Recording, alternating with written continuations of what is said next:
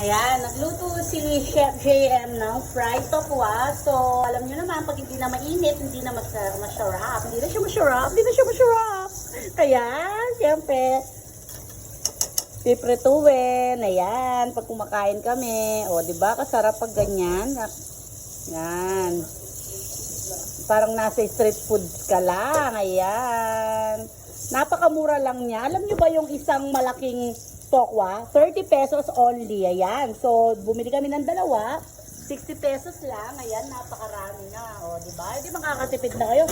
Lagyan mo lang siya ng konting asin, harina, or if you want, fried, what we call it?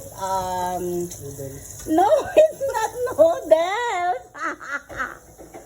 Ano kasing ginamit mo?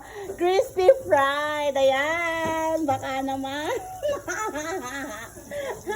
Pampasarap yung crispy fry original. If you want spicy, crispy fry, spicy of course. Ayan.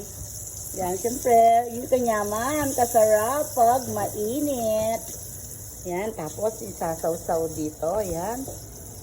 Tapos, siya na lang. Ayan, sasawsaw niya doon. Ayan, sasawsaw niya. Nyaman. Diyos ko. Sarap. Sarap. No? Sarap pag mainit. Ayan. Ganyan lang yung bonding namin. Ayan. Actually, nagpa-practice kaming magtipid kasi kaysa pupunta kami sa Shabukan, pag ganyang oras is 699 pesos. So, kaming dalawa is 1,398 pesos. So, kaysa ilagay namin yung pera namin doon, ganito na lang yung ginagawa namin. So, iniisip na lang namin nasa Shabukan kami, ayan.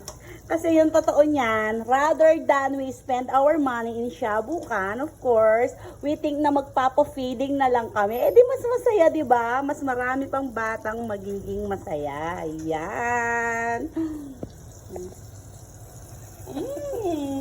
Sarap ng Shabukan. Sarap.